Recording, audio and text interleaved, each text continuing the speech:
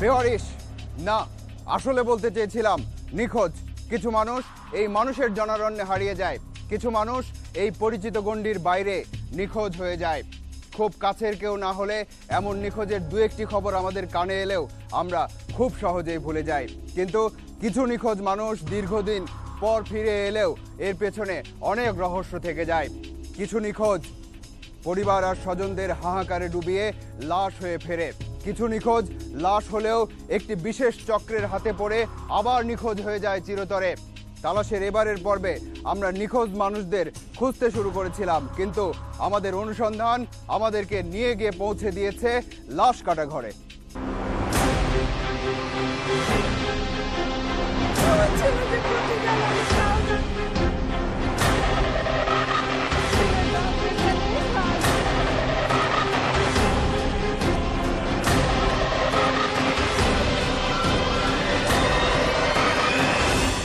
পেটের দায়ে ঢুকলাম, ওরা যে চক্র শুরু করছে এই চক্রের সাথে আমি ঢুকি। কে এই ব্যক্তি? পেটের দায়ে কোন চক্রে ঢুকে পড়েছে? আর কোন কোন কি অন্যায় কাজ সে করেছে? প্রশ্নগুলো আপাতত মাথার মধ্যে থাকুক। প্রথমেই ভিন্ন কিছু ঘটনার দিকে নজর দিতে হবে আমাদের।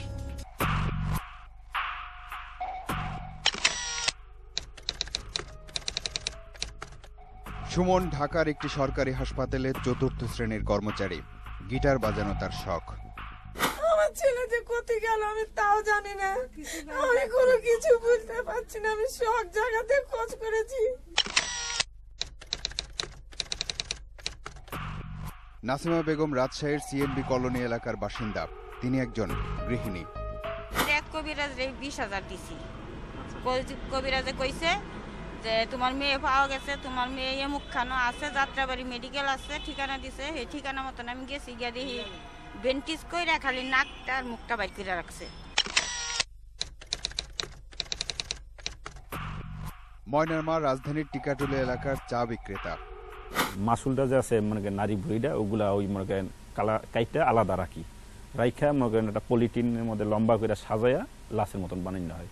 বানানো যে বোনসগুলা, যে কঙ্কালগুলা, ওগুলা ওই ড্রামে পাউডার দিয়ে জাল দিলে ওগুলা পরিষ্কার হয়ে যায়। পরিষ্কার হইলে ওই মনে করেন লাইট দিয়ে শুকানো হয়। এই চরিত্রগুলোর নিজেদের মধ্যে কোনো পরিচয় নেই, আর পরিচয় না থাকা মানে কোনো বিষয়ে তাদের সরাসরি সম্পৃক্ততারও প্রশ্ন আসছে না। কিন্তু একটা বিষয় মনে রাখুন যে অনুসন্ধানের প্রাসঙ্গিকতার কারণেই তারা তালাশের কাঠামোর মধ্যে ঢুকে পড়েছে, এবং সে পথেই কোনো না কোনো সময় এদের কেউ না কেউ বড় চরিত্র হয়ে উঠবে। চলুন তাহলে ঘটনার একেবারে ভেতরে ঢুকে পড়া যাক। সোনু, বয়স 25, রাজশাহী শহরে অটোরিকশা চালাতো। গত 9 জানুয়ারি 2014 থেকে নিখোঁজ। এ নিয়ে দ্বিতীয়বারের মতো নিখোঁজ হলো সে। প্রথমবার নিখোঁজ হয়েছিল 8 বছর বয়সে। দীর্ঘ 17 বছর নিখোঁজ থাকার পর 2013 সালের 30 অক্টোবর নিজেই ফিরে আসে সোনু। ফিরে এসে বিয়ে করে ঘর সংসারও শুরু করে সে। নিখোঁজ হলো কিভাবে, 17 বছর কোথায় ছিল, কিভাবে ফিরলো, এসব ঘটনা শুনতে গিয়ে সোনুর মা নাসিমা বেগমের কাছ থেকে ভিন্ন গল্প শুনতে হলো। বৃহস্পতিবারের দিনে আমার বউয়ের কাছ থেকে টাকা নিয়েছে 6,500 টাকা। বাসায় ছিল 30,000 টাকা। সব নিয়ে আমার ছেলে বাসার থেকে বাড়িয়েছে 8:30টার সময়তে। সেই ছেলে এখন পর্যন্ত কোনো খবর নাই। তার মানে আবার হারিয়ে গেছে সোনু? না, আলামত বলছে এবার সে পালিয়েছে।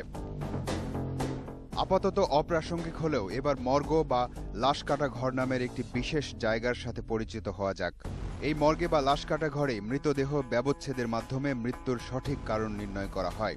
মেডিকেলের শিক্ষার্থীরাও লাশ কাটা ঘর থেকে মৃত্যুর কারণ নির্ণয় করা শেখে। যে কোনো হত্যাকাণ্ড বা অনাকাঙ্ক্ষিত মৃত্যুর ঘটনার তদন্তের সাথে এই লাশ কাটা ঘরের সম্পর্ক আছে। এখানে ময়নাতদন্ত সম্পন্ন করেন একজন ফরেনসিক চিকিৎসক এবং নিজেও মামলার গুরুত্বপূর্ণ সাক্ষী হন। ময়নাতদন্ত কাজে চিকিৎসককে সহায়তা করেন একজন ডোম। মূলত চিকিৎসকের নির্দেশে কাটাকাটির কাজটি তিনিই করেন। সাধারণত মর্গে কোনো মৃতদেহ 72 ঘন্টার বেশি রাখা হয় না। মেডিকেল কলেজে যখন ওই কন্ট্যাক্ট করে, আমাদের যে মর্গের কর্মকর্তার সাথে কন্ট্যাক্ট করলে 1,20,000, 80,000, 90,000 এটি কন্ট্যাক্ট করলে তখন এগুলো ওরা গাড়ি নিয়ে আসে। অনেক সময়তে মাইক্রো অ্যাম্বুলেন্স নিয়ে আসে, অনেক সময়তে পিক আপ নিয়ে আসে। এটা আবার আমরা ডেমোগানি করে আমরা ওই পেকিং করি, পেকিং করে ওই লাশ বানায় গার্জিয়ান সাথে আবার একজন আসে, ওই গাড়িতে উঠে দিই, নিয়ে যায়, চলে যায়। নিখোঁজ হবার দীর্ঘদিন পর ফিরে আসা সন্তানকে নিয়েই সন্দেহ আর অবিশ্বাস দানা বেঁধেছে। আসলেই কি সোনু নাসিমা বেগমের সন্তান ছিল? এই রহস্য উদ্ঘাটনেই হয়তো দীর্ঘ পথ হাঁটা যেতে পারত, কিন্তু অন্ধকারের মধ্যে বসে থাকা ব্যক্তিটি তো ভিন্ন আর ভয়ঙ্কর গল্প শুনিয়ে যাচ্ছে শুরু থেকেই। নাটোরের একটি গ্রামে আবার একই রাতে 3 জন ব্যক্তি নিখোঁজ হয়ে গেছে। নাটোরের বড়াইগ্রাম উপজেলার গুরুমশৈল গ্রামের রুহুল আমিনের বাড়ি। তার ছেলে ইব্রাহিম কৃষিকাজ করত। 2013 সালের 19 মে সন্ধ্যার পর থেকে আর কোনো খোঁজ নেই ইব্রাহিমের। 7টা-8টার দিকে খবর পাইলাম যে ইব্রাহিমের লই গেছে রেফেরা। ইব্রাহিম নেই, তার স্ত্রীও চলে গেছে, আছে শুধু 2 নাতি। কষ্ট হয়, যদি হাইসা টাইসা দেন তো কাটি দেখাইতাম কিরকম লাগে। শুধু ইব্রাহিম নয়, গুরুমশৈল গ্রামেরই কামাল নামে আরেকজন নিখোঁজ হয় সে রাতে। আরো একজন আছে, আবু বকরের ছেলে তৈয়ব আলী।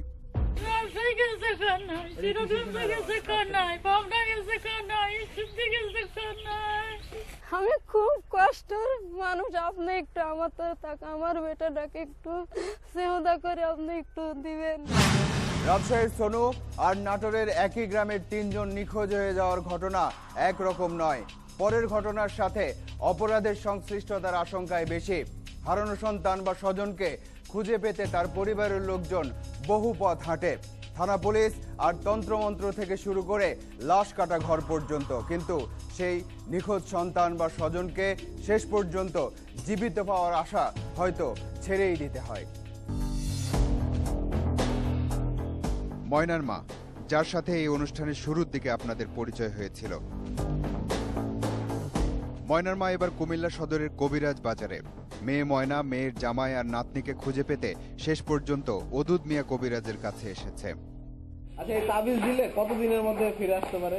আইসা দেখো, আমার কেন 1 সপ্তাহের ভিতরে কিন্তু আইসা অথবা ফোন করে আনলে বাড়িতে আইসা। ওদুদ কবিরাজ তাবিজ দিতে চায়, কিন্তু তাবিজের উপর আবার আস্থা নেই তার। তাই ওদুদ কবিরাজের ভাই রফিক কবিরাজের কাছে ময়নার মা। তবু আশা ছাড়ে না ময়নার মা। 10 বছর বয়সী মেয়ে আশা গত প্রায় 2 সপ্তাহ ধরে নিখোঁজ। আশাকে খুঁজতে খুঁজতে শেষ পর্যন্ত গোয়েন্দা পুলিশ কার্যালয়ে আতিকুর আর আফসানা। গোয়েন্দা পুলিশের কাছে যেসব নিখোঁজ ব্যক্তির ছবি আছে তাদের মধ্যে আশা নেই। আশাকে খুঁজে পাওয়ার আশা ছেড়ে দেওয়ার সময় এখনো আসেনি। আতিকুর আর আফসানা এবার ঢাকা মেডিকেল কলেজ হাসপাতালে। শেষ পর্যন্ত সবচেয়ে অনাকাঙ্ক্ষিত জায়গা লাশ কাটা ঘরেও যেতে হলো আতিকুর আর আফসানাকে।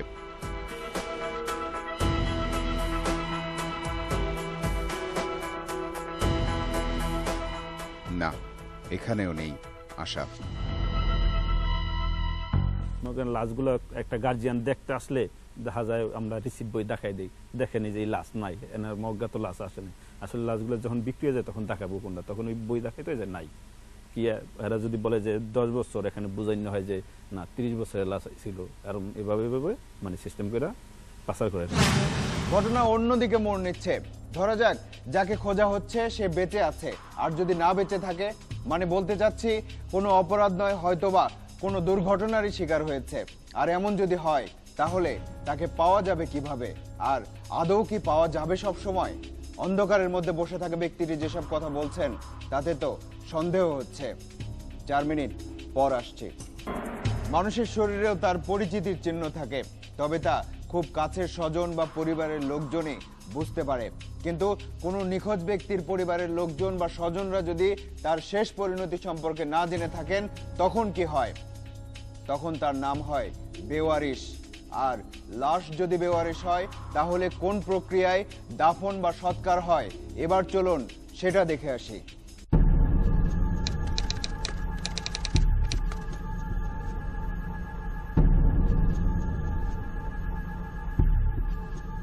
আঞ্জুমান মুফিদুল ইসলামের একটি লাশবাহী গাড়ি আসলো। বেওয়ারিশ লাশ দাফন কাফনের জন্য স্বনামে বিখ্যাত আঞ্জুমান মুফিদুল ইসলাম। বেওয়ারিশ লাশগুলো উঠানো হলো গাড়িতে, 7টি লাশ।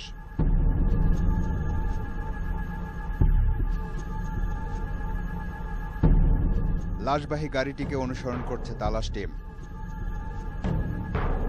৪৫ মিনিট পর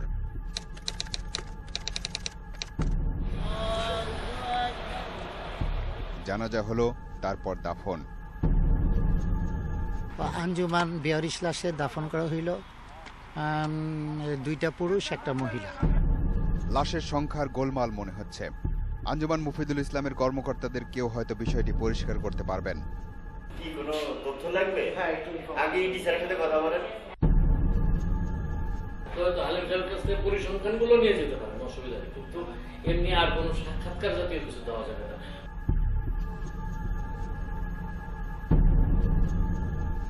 আপনাদের এখানে আপনি ক্যামেরাটা নামায় রাখেন না, ক্যামেরাটা দেখলে ভয় লাগে আমার, ওইদিকে নামায় রাখেন।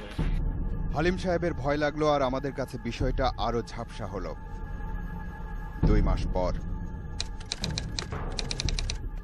লাশ কাটা ঘর বা মর্গের ডোমকে প্রশ্ন করা হলো ওই 18 জানুয়ারি তারিখে কয়টি লাশ আঞ্জুমান মুফিদুল ইসলামকে দেয়া হয়েছিল। 18/1/14 তারিখে জানুয়ারি মাসের আমাদের ঢাকা মেডিকেল থেকে 4টা ডেড বডি তারা নিয়ে যায় আঞ্জুমান মুফিদুল ইসলাম। 4টা কি বেয়ারিশ? 18 জানুয়ারিতে আঞ্জুমান মুফিদুল ইসলাম কয়টা লাশ দাফন করেছে তা জানতে আবারও সেখানে তালাশ টিম। 3টিও নয়, 7টিও নয়, কাগজপত্রে দেখা গেল ওই দিন মোট 16টি লাশ দাফন করা হয়েছে।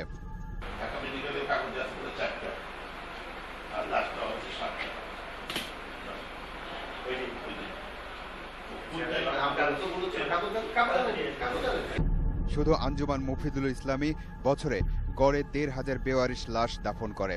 লাশের হিসেবের এসব গড় মিলে সুবিধাকার। অনুসন্ধান ভিন্ন রহস্যের দরজার দিকে যাচ্ছে। আপনারা অনুষ্ঠানের শুরু থেকে একজন বিশেষ ব্যক্তির কথা শুনছেন, যিনি অন্ধকারে বসে থেকে বিভিন্ন রকম কথা বলছেন। সেই বিশেষ ব্যক্তি কোন বিষয়ে কথা বলছেন আমাদের ধারণা আপনারা এরই মধ্যে তা বুঝতে পেরেছেন। সেই অন্ধকারের ব্যক্তিটিকে এবার আলোয় নিয়ে আসার সময় এসেছে। চলুন তাহলে তার প্রথম কথা থেকে শুরু করা যাক। পেটের দায়ে ঢুকলাম, ওরা যে চক্র শুরু করছে এই চক্রের সাথে আমি ঢোকার পরে দেখি যে যেই কাজগুলা দামারদা করাইতেছে এটা খুব অন্যায় কাজ করতেছে। প্রথমে ভয় পেলেও সত্য উদ্ঘাটনের স্বার্থে পরবর্তীতে চেহারা দেখানোতে রাজি হয় সে। এই সেই ব্যক্তি, নাম উজ্জ্বল। 2010 সাল থেকে টানা 4 বছর স্যার সলিমুল্লাহ মেডিকেল কলেজ মর্গে আসা মৃতদেহ কাটাছেঁড়া থেকে শুরু করে সংরক্ষণ পর্যন্ত সব কাজ করেছে। কিন্তু এই 2014 সালের ফেব্রুয়ারিতে এসে কাজ ছেড়ে দেয় সে। কেন? আবার সেই আগের উত্তর তার। পেটের দায়ে ঢুকছেন, ঢুকে তো কাজ করতে হতো, এক সময় দেখি এখানে সব কাজ হইতেছে অবৈধ কাজ। এই কাজ আমার ভালো লাগে না, আমি করবো না। অবৈধ বলতে কি? অজ্ঞাত লাশ আসবে, এই লাশ বেচছে কঙ্কাল বানায় বেচবে, এগুলা মানুষের গার্জিয়ান এসে লাশ পাবে না, লাশ দাহাইতে গেলে লাশ দাহাইতে পারবো না, এগুলো কাজ তো আমি তো করতে পারবো না। এই কাজ করেননি আপনি? না জি না, আমার দা করাইছে, এখন আমি করি না, আমি চলে গেছি। কি করাইছে? সুমন। চিনতে পেরেছেন এই সুমনকে? এই সুমন সেই সুমন যার সাথে এই পর্বের শুরুর দিকে আপনাদের পরিচয় করিয়ে দিয়েছিলাম। এবার তার আসল কর্মকাণ্ড বের হবে। অ্যাকচুয়ালি আমি এটার বিষয়ে একটা কথা বলবো যে কিছুদিন আগে এখানে কিছু সাংবাদিক আসছিলেন। মূল প্রশ্নের উত্তর না দিয়ে কথা অন্যদিকে ঘোরানো শুরু করলো সুমন। কিন্তু তালাশ টিম অনর। উনি যে অভিযোগটা করলেন যে এখান থেকে লাশ বিক্রি করে দেওয়া হয়, কঙ্কাল বিক্রি করা হয়, এটা হইলো, আমি একই কথা বলবো যে এটা আসলে যদি এরকম ধরনের আমার বিরুদ্ধে অভিযোগ থাকে, আমি চাই এটা তদন্ত হোক। আসলেই তো শুধু শুধু মুখে মুখে চিৎকার না করে কর্মে প্রমাণ করাটাই উত্তম হবে। আর যে তদন্তের চ্যালেঞ্জ সুমন ছুড়ে দিয়েছে, সেই চ্যালেঞ্জটিও গ্রহণ করা দরকার। কিন্তু তদন্ত করবে কে? তদন্তের আনুষ্ঠানিকতা সম্পন্ন করতে হলে যতটা পথ যেতে হবে ততটা যাবার সময় আপাতত আমাদের হাতে নেই। তাই সুমনের চ্যালেঞ্জ আমরা ছুড়ে দিতে চাই উজ্জ্বলের দিকে। আমি শুধু শুধু মুখে না ছিলে, আমি কর্মের প্রমাণ চাইতেছি। উনি তো এটা অস্বীকার যাচ্ছেন যে উনি তদন্ত চাচ্ছেন বা এটা হয় না আসলে। তো এই মিথ্যা অভিযোগগুলো আপনি কেন আনতেছেন? আমাদের করাইছে এগুলো আমি জানি না। এখন উনি যদি বলে যে এটা মিথ্যা কথা, তো হবে না। কি কাজগুলো করাইছে বলেন তো আপনাকে দিয়ে? এই অজ্ঞাত বডিগুলো আসলে পচাইয়া আমাকে মাংসগুলা সরাইয়া ওই বোনসগুলো আলাদা করে ফেলে, তো মাংসগুলা দিয়ে আরেকটা লাশ বানাইয়া আঞ্জুমানের সই করে দিয়ে দিত। রাত বেরো ওই ধারে জাল দিত। জাল দেওয়ার পরে এখানে একটা কফিন আছে, এই যে কফিনটা, এটার মধ্যে লাইট ফিট করা হয়। ওই লাইট ফিট করে ওটার মধ্যে শুকায় রাখে। শুকাইয়া ওই তুষার নামে এক পোলা আছে ন্যাশনালের, ওখানে মনে করেন ওই ওরা খবর দেয়, ওই এসে দেখা যায় যদি পছন্দ হয় টাকা দিয়ে যায়, অনেক সময় তো আমারও টাকা আনতে পারে। সুমন এতক্ষণ উজ্জ্বলের সব কথা শুনছিল। এই ক্ষেত্রে তো আমি আপনাকে একটা কথাই বললাম যে এটা তদন্ত হোক। আবারও তদন্তের চ্যালেঞ্জ। তদন্ত হোক, তো এমনের আঞ্জুমানে যদি তদন্ত করে কবর করে একটা বোনস পাবে না, সব কাপড় চোপড় মাংস টাংস কোনো বোনস পাবে না ওখানে। হঠাৎ দু একটা লাশ যে সময় দেখতাম যে আমরা এগুলা মানে করা যাবে না, সমস্যা হয়েছে, তখন ওই লাশটা দেওয়া হইতো। এই যে একটা কফিন বক্সটা বের করতে একটু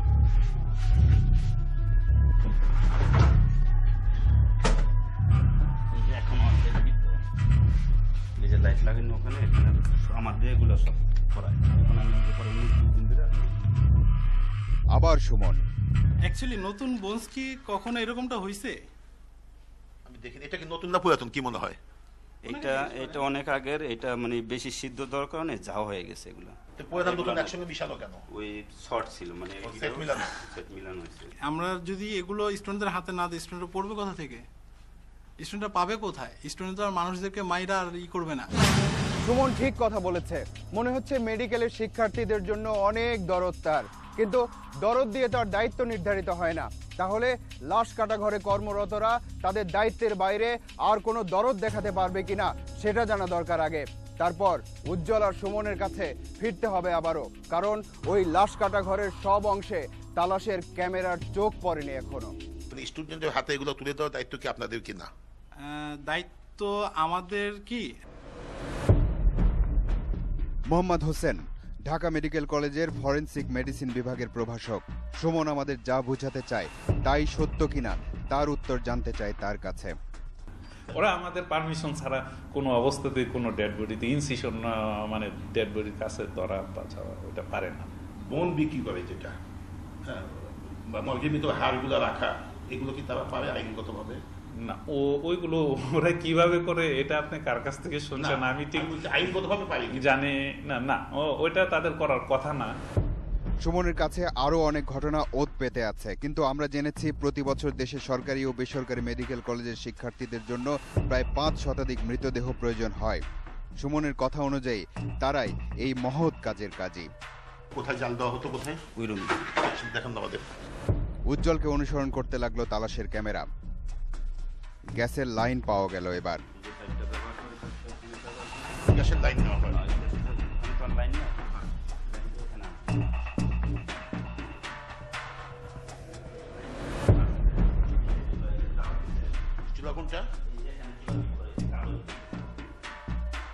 উজ্জ্বল এর মধ্যে লাশ জাল দেওয়ার বড় পাত্র নিয়ে এসেছে।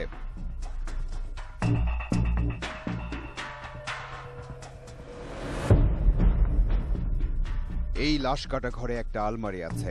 খুললে সেখান থেকে মানবদেহের বিভিন্ন অংশের হাড় বেরিয়ে এলো।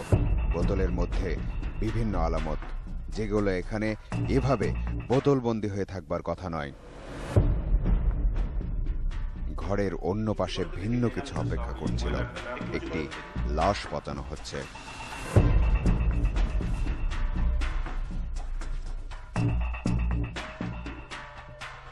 এটা পচানোর পর একটু পয়সা গেলে তখন এগুলা নিচে নামানোর পরে উনি সারা রাত্র বেয়া এই মাংসগুলার সুডানের পরে ওখানে জাল দেওয়া হয়। তো সকালে যখন আমি আসি তখন আমার এগুলো পরিষ্কার করা হয়।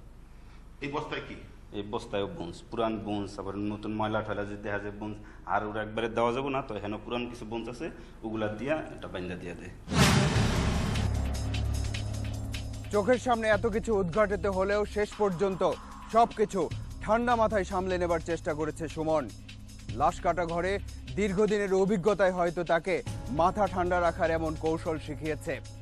লাশ নিয়ে, মৃত মানুষের হাড়গোড় নিয়ে এমন ব্যবসা বন্ধে যথাযথ পদক্ষেপ নেওয়ার পাশাপাশি লাশ কাটা ঘরে কর্মরতদের কর্মকাণ্ডের উপর নজরদারি বাড়াবে সংশ্লিষ্ট প্রশাসন, এটাই প্রত্যাশা। এবার যেতে হবে। আজ চলে যাচ্ছে কিন্তু যাচ্ছি না। পরবর্তী অনুসন্ধান শেষে তালাশ টিম আবারও এসে দাঁড়াবে আপনাদের সামনে। দর্শক, আপনাদেরকে নিয়ে, আপনাদের জন্য এই অনুষ্ঠান। লিখুন এই ঠিকানায়। প্রযোজক তালাশ, ইন্ডিপেন্ডেন্ট টেলিভিশন, 149 150 তেজগাঁও শিল্প এলাকা, ঢাকা 1208। ইমেইল করতে পারেন talas@independent24.tv এই ঠিকানায়। আপনার অনুসন্ধানী মনের দরজা জানালা খোলা রাখুন, কিছু বেরিয়ে এলে আমাদেরকে জানান। তালাশ টিম থাকবে আপনার সাথে।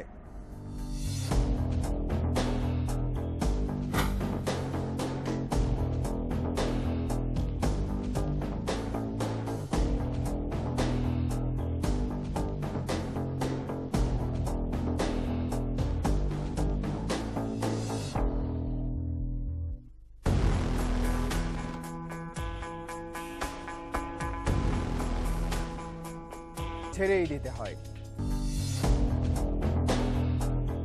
ময়নার মা, যার সাথে এই অনুষ্ঠানের শুরুর দিকে আপনাদের পরিচয় হয়েছিল। ময়নার মা এবার কুমিল্লা সদরের কবিরাজ বাজারে। মেয়ে ময়না মেয়ের জামাই আর নাতনিকে খুঁজে পেতে শেষ পর্যন্ত অদুদ মিয়া কবিরাজের কাছে এসেছে। আচ্ছা, এই তাবিজ দিলে কতদিনের মধ্যে ফিরে আসতে পারে? আইসা দেখো আমার এক সপ্তাহের ভিতরে কিন্তু আইসা অথবা ফোন করে আর নাইলে বাড়িতে আইসা।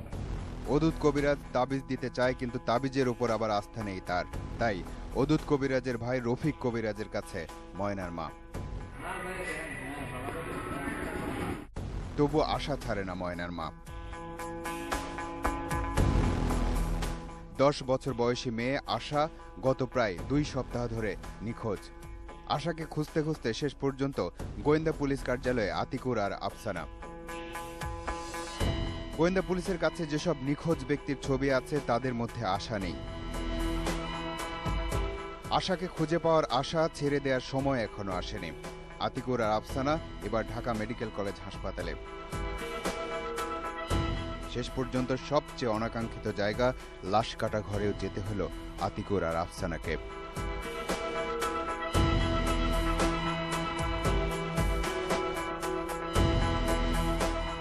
না, এখানেও নেই আশা। লাশগুলো একটা গার্জিয়ান দেখতে আসলে দেখা যায় আমরা রিসিপ্ট বই দেখাই দিই, দেখেনি যে এই লাশ নাই, এনার মজ্ঞাত লাশ আসেনি। আসলে লাশগুলো যখন বিক্রি হয়ে যায় তখন দেখাবো কোনটা, তখন ওই বই দেখাইতে হয় যে নাই। কি এরা যদি বলে যে 10 বছর, এখানে বুঝাইনো হয় যে না 30 বছরের লাশ ছিল, আর এভাবে মানে সিস্টেম করে পাচার করে। ঘটনা অন্যদিকে মোড় নিচ্ছে। ধরা যাক যাকে খোঁজা হচ্ছে সে বেঁচে আছে, আর যদি না বেঁচে থাকে, মানে বলতে চাচ্ছি কোনো অপরাধ নয়, হয়তোবা কোনো দুর্ঘটনারই শিকার হয়েছে। আর এমন যদি হয় তাহলে তাকে পাওয়া যাবে কিভাবে? আর আদৌ কি পাওয়া যাবে সব সময়? অন্ধকারের মধ্যে বসে থাকা ব্যক্তিটি যেসব কথা বলছেন তাতে তো সন্দেহ হচ্ছে। 4 মিনিট পর আসছে। মানুষের শরীরেও তার পরিচিতির চিহ্ন থাকে, তবে তা খুব কাছের স্বজন বা পরিবারের লোকজনই বুঝতে পারে। কিন্তু কোনো নিখোঁজ ব্যক্তির পরিবারের লোকজন বা স্বজনরা যদি তার শেষ পরিণতি সম্পর্কে না জেনে থাকেন তখন কি হয়? তখন তার নাম হয় বেওয়ারিশ। আর লাশ যদি বেওয়ারিশ হয় তাহলে কোন প্রক্রিয়ায় দাফন বা সৎকার হয়? এবার চলুন সেটা দেখে আসি।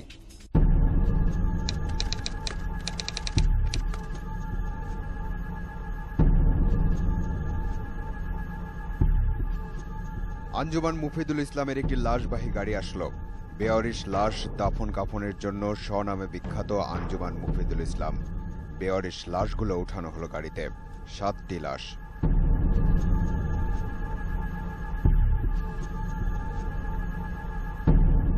লাশবাহী গাড়িটিকে অনুসরণ করছে তালাশ টিম। 45 মিনিট পর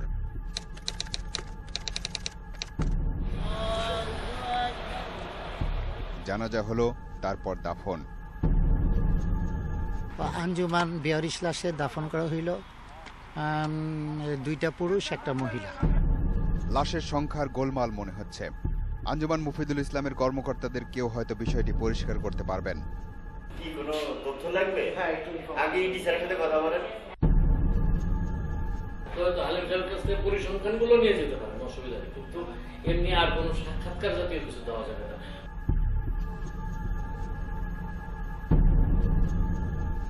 আপনাদের এখানে আপনি ক্যামেরাটা নামায় রাখেন না, ক্যামেরাটা দেখলে ভয় লাগে আমার, ওইদিকে নামায় রাখেন।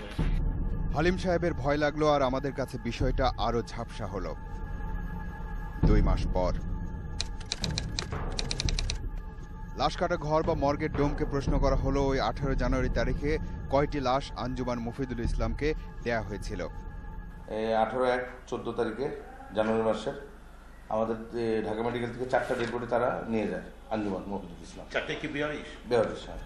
18 জানুয়ারিতে আঞ্জুমান মুফিদুল ইসলাম কয়টা লাশ দাফন করেছে তা জানতে আবারও সেখানে তালাশ টিম। 3টিও নয়, 7টিও নয়, কাগজপত্রে দেখা গেল ওই দিন মোট 16টি লাশ দাফন করা হয়েছে। ঢাকা মেডিকেলের কাগজে আছে 4টা আর লাস্টটা হচ্ছে 7টা।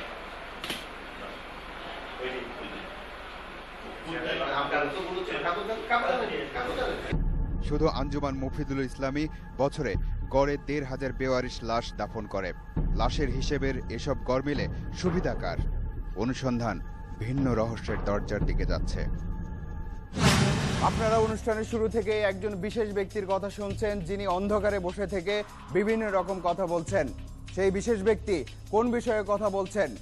আমাদের ধারণা আপনারা এরই মধ্যে তা বুঝতে পেরেছেন। সেই অন্ধকারের ব্যক্তিটিকে এবার আলোয় নিয়ে আসার সময় এসেছে। চলুন তাহলে তার প্রথম কথা থেকে শুরু করা যাক। পেটের দায়ে ঢুকলাম, ওরা যে চক্র শুরু করছে এই চক্রের সাথে আমি ঢুকি। ঢোকার পরে আমাকে দেখি যে যেই কাজগুলা দামারদা করাইতেছে এটা খুব অন্যায় কাজ করতেছে। প্রথমে ভয় পেলেও সত্য উদ্ঘাটনের স্বার্থে পরবর্তীতে চেহারা দেখানোতে রাজি হয় সে। এই সেই ব্যক্তি, নাম উজ্জ্বল। 2010 সাল থেকে টানা 4 বছর স্যার সলিমুল্লাহ মেডিকেল কলেজ মর্গে আসা মৃতদেহ কাটাছেঁড়া থেকে শুরু করে সংরক্ষণ পর্যন্ত সব কাজ করেছে। কিন্তু এই 2014 সালের ফেব্রুয়ারিতে এসে কাজ ছেড়ে দেয় সে। কেন? আবার সেই আগের উত্তর তার। পেটের দায়ে ঢুকছেন, ঢুকে তো কাজ করতে হতো, এক সময় দেখি এখানে সব কাজ হইতেছে অবৈধ কাজ। এই কাজ আমার ভালো লাগে না, আমি করবো না। অবৈধ বলতে কি? অজ্ঞাত লাশ আসবে, এই লাশ বেচে কঙ্কাল বানায় বেচবে। এগুলা মানুষের গার্জিয়ান এসে লাশ পাবে না, লাশ দাহাইতে গেলে লাশ দাহাইতে পারবো না। এগুলো কাজ তো আমি তো করতে পারবো না। এই কাজ করেননি আপনি? না জি না, আমার দা করাইছে, এখন আমি করি না, আমি চলে গেছি। কি করাইছে? সুমন। চিনতে পেরেছেন এই সুমনকে?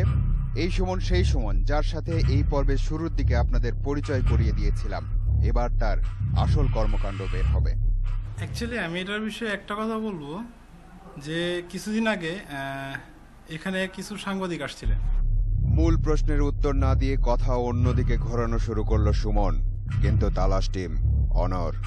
উনি যে অভিযোগটা করলেন যে এখান থেকে লাশ বিক্রি করে দেওয়া হয়, কঙ্কাল বিক্রি করা হয়, এটা হইলো, আমি একই কথা বলবো যে এটা আসলে যদি এরকম ধরনের আমার বিরুদ্ধে অভিযোগ থাকে, আমি চাই এটা তদন্ত হোক। আসলেই তো শুধু শুধু মুখে মুখে চিৎকার না করে কর্মে প্রমাণ করাটাই উত্তম হবে। আর যে তদন্তের চ্যালেঞ্জ সুমন ছুড়ে দিয়েছে, সেই চ্যালেঞ্জটিও গ্রহণ করা দরকার। কিন্তু তদন্ত করবে কে? তদন্তের আনুষ্ঠানিকতা সম্পন্ন করতে হলে যতটা পথ যেতে হবে ততটা যাবার সময় আপাতত আমাদের হাতে নেই। তাই সুমনের চ্যালেঞ্জ আমরা ছুড়ে দিতে চাই উজ্জ্বলের দিকে। আমি শুধু শুধু মুখে না ছিলে, আমি কর্মের প্রমাণ চাইতেছি। উনি তো এটা অস্বীকার যাচ্ছেন যে উনি তদন্ত চাচ্ছেন বা এটা হয় না। আসলে এই মিথ্যা অভিযোগগুলো আপনি কেন আনতেছেন? আমাদের করাইছে এগুলো আমি জানি না। এখন উনি যদি বলে যে এটা মিথ্যা কথা, তো হবে না। কি কাজগুলো করাইছে বলেন তো আপনাকে দিয়ে? এই অজ্ঞাত বডিগুলো আসলে পচাইয়া আমাকে মাংসগুলা সরাইয়া ওই বোনসগুলো আলাদা করে ফেলাই, তো মাংসগুলা দিয়ে আরেকটা লাশ বানিয়ে আঞ্জুমানের সই করে দিয়ে দিত। রাত বইরা ওই ধারে জাল দিত। জাল দেওয়ার পরে এখানে একটা কফিন আছে, এই যে কফিনটা, এটার মধ্যে লাইট ফিট করা হয়। ওই লাইট ফিট করে ওটার মধ্যে শুকায় রাখে। শুকাইয়া ওই তুষার নামে এক পোলা আছে ন্যাশনালের, ওখানে মনে করেন ওই ওরা খবর দেয়, ওই এসে দেখা যায়, যদি পছন্দ হয় টাকা দিয়ে যায়। অনেক সময় তো আমারও টাকা আনতে পারে। সুমন এতক্ষণ উজ্জ্বলের সব কথা শুনছিল। এই ক্ষেত্রে তো আমি আপনাকে একটা কথাই বললাম যে এটা তদন্ত হোক। আবারও তদন্তের চ্যালেঞ্জ। তদন্ত হোক, তো এই আঞ্জুমানে যদি তদন্ত করে কবর করে একটা বোনস পাবে না, সব কাপড় চোপড় মাংস টাংস কোনো বোনস পাবে না ওখানে। হঠাৎ 2-1টা লাশ যে সময় দেখতাম যে আমরা এগুলা মানে করা যাবে না, সমস্যা হয়েছে, তখন ওই লাশটা দেওয়া হইতো। এই যে একটা কফিন বক্স,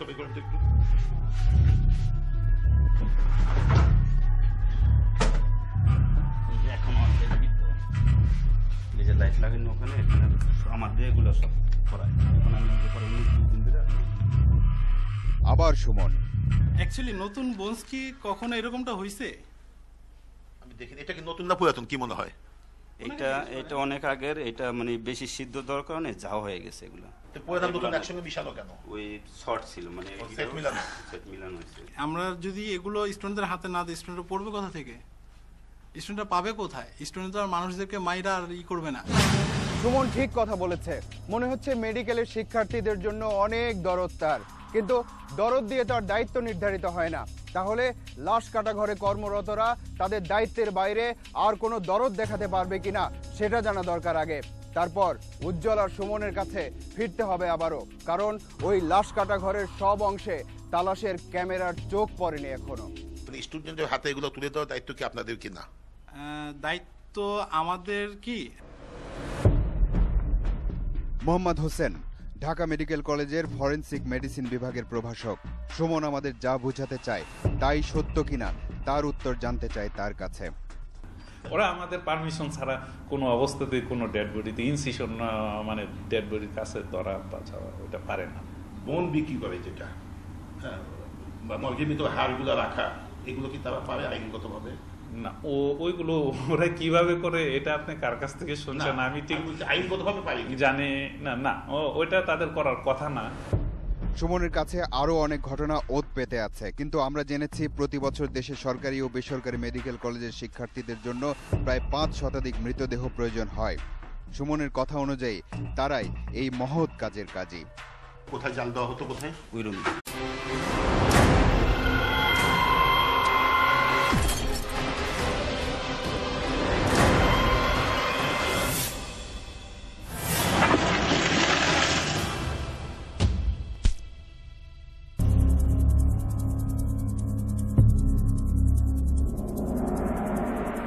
বেওয়ারিশ না, আসলে বলতে চেয়েছিলাম নিখোঁজ।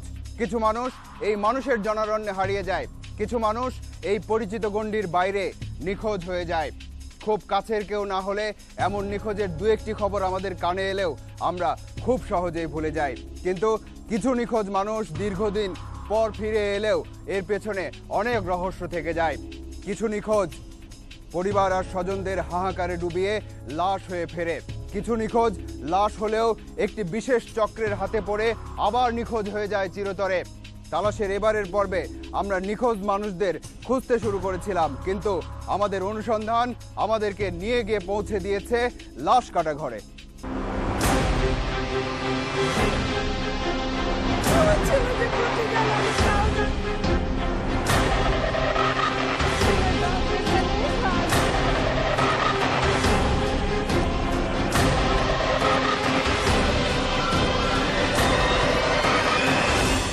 পেটের দায়ে ঢুকলাম, ওরা যে চক্র শুরু করছে এই চক্রের সাথে আমি ঢুকি।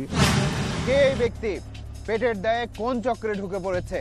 আর কোন কোন কি অন্যায় কাজ সে করেছে? প্রশ্নগুলো আপাতত মাথার মধ্যে থাকুক। প্রথমেই ভিন্ন কিছু ঘটনার দিকে নজর দিতে হবে আমাদের।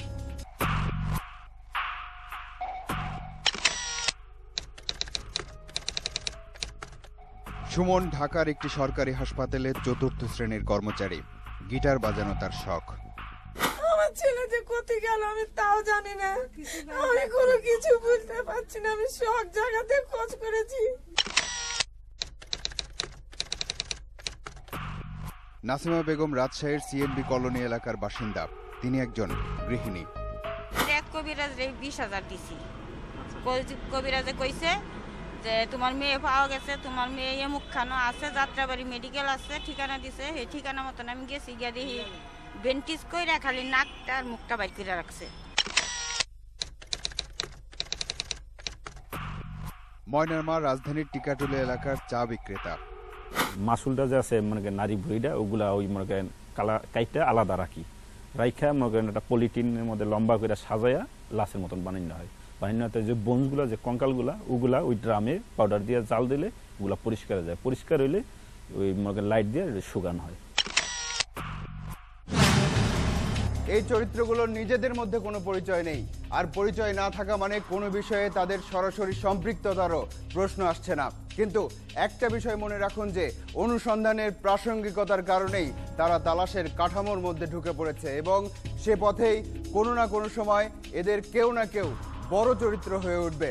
চলুন তাহলে ঘটনার একেবারে ভেতরে ঢুকে পড়া যাক। সোনু, বয়স 25, রাজশাহী শহরে অটোরিকশা চালাতো। গত 9 জানুয়ারি 2014 থেকে নিখোঁজ। এ নিয়ে দ্বিতীয়বারের মতো নিখোঁজ হলো সে। প্রথমবার নিখোঁজ হয়েছিল 8 বছর বয়সে। দীর্ঘ 17 বছর নিখোঁজ থাকার পর 2013 সালের 30 অক্টোবর নিজেই ফিরে আসে সোনু। ফিরে এসে বিয়ে করে ঘর সংসারও শুরু করে সে। নিখোঁজ হলো কিভাবে, 17 বছর কোথায় ছিল, কিভাবে ফিরলো, এসব ঘটনা শুনতে গিয়ে সোনুর মা নাসিমা বেগমের কাছ থেকে ভিন্ন গল্প শুনতে হলো। বৃহস্পতিবারের দিনে ওর বউয়ের কাছ থেকে টাকা নিয়েছে 6,500 টাকা। বাসায় ছিল 30,000 টাকা। সব নিয়ে আমার ছেলে বাসার থেকে বাড়িয়েছে 8:30টার সময়তে। সেই ছেলে এখন পর্যন্ত কোনো খবর নাই। তার মানে আবার হারিয়ে গেছে সোনু? না, আলামত বলছে এবার সে পালিয়েছে। আপাতত অপ্রাসঙ্গিক হলেও এবার মর্গ বা লাশ কাটা ঘর নামের একটি বিশেষ জায়গার সাথে পরিচিত হওয়া যাক। এই মর্গে বা লাশ কাটা ঘরে মৃতদেহ ব্যবচ্ছেদের মাধ্যমে মৃত্যুর সঠিক কারণ নির্ণয় করা হয়। মেডিকেলের শিক্ষার্থীরাও লাশ কাটা ঘর থেকে মৃত্যুর কারণ নির্ণয় করা শেখে। যে কোনো হত্যাকাণ্ড বা অনাকাঙ্ক্ষিত মৃত্যুর ঘটনার তদন্তের সাথে এই লাশ কাটা ঘরের সম্পর্ক আছে। এখানে ময়নাতদন্ত সম্পন্ন করেন একজন ফরেনসিক চিকিৎসক এবং নিজেও মামলার গুরুত্বপূর্ণ সাক্ষী হন। ময়নাতদন্ত কাজে চিকিৎসককে সহায়তা করেন একজন ডোম। মূলত চিকিৎসকের নির্দেশে কাটাকাটির কাজটি তিনিই করেন। সাধারণত মর্গে কোনো মৃতদেহ 72 ঘন্টার বেশি রাখা হয় না। মেডিকেল কলেজে যখন ওই কন্ট্যাক্ট করে, আমাদের যে মর্গের কর্মকর্তার সাথে কন্ট্যাক্ট করলে 1,20,000, 80,000, 90,000 এটি কন্ট্যাক্ট করলে তখন এগুলো ওরা গাড়ি নিয়ে আসে। অনেক সময়তে মাইক্রো অ্যাম্বুলেন্স নিয়ে আসে, অনেক সময়তে পিক আপ নিয়ে আসে। এটা আবার আমরা ডেমোগানি করে আমরা ওই পেকিং করে ওই লাশ বানায় গার্জিয়ান সাথে আবার একজন আসে, ওই গাড়িতে উঠে দিয়ে নিয়ে যায়, চলে যায়। নিখোঁজ হবার দীর্ঘদিন পর ফিরে আসা সন্তানকে নিয়েই সন্দেহ আর অবিশ্বাস দানা বেঁধেছে। আসলেই কি সোনু নাসিমা বেগমের সন্তান ছিল? এই রহস্য উদ্ঘাটনেই হয়তো দীর্ঘ পথ হাঁটা যেতে পারত, কিন্তু অন্ধকারের মধ্যে বসে থাকা ব্যক্তিটি তো ভিন্ন আর ভয়ঙ্কর গল্প শুনিয়ে যাচ্ছে শুরু থেকেই। নাটোরের একটি গ্রামে আবার একই রাতে 3 জন ব্যক্তি নিখোঁজ হয়ে গেছে। নাটোরের বড়াইগ্রাম উপজেলার গুরুমশৈল গ্রামের রুহুল আমিনের বাড়ি। তার ছেলে ইব্রাহিম কৃষিকাজ করত। 2013 সালের 19 মে সন্ধ্যার পর থেকে আর কোনো খোঁজ নেই ইব্রাহিমের। 7টা-8টার দিকে খবর পাইলাম যে ইব্রাহিমের লই গেছে রেফেরা। ইব্রাহিম নেই, তার স্ত্রীও চলে গেছে, আছে শুধু 2 নাতি। কষ্ট হয়, যদি হাইসা টাইসা দেন তো কাটি দেখাইতাম কিরকম লাগে। শুধু ইব্রাহিম নয়, গুরুমশৈল গ্রামেরই কামাল নামে আরেকজন নিখোঁজ হয় সে রাতে। আরো একজন আছে, আবু বকরের ছেলে তৈয়ব আলী।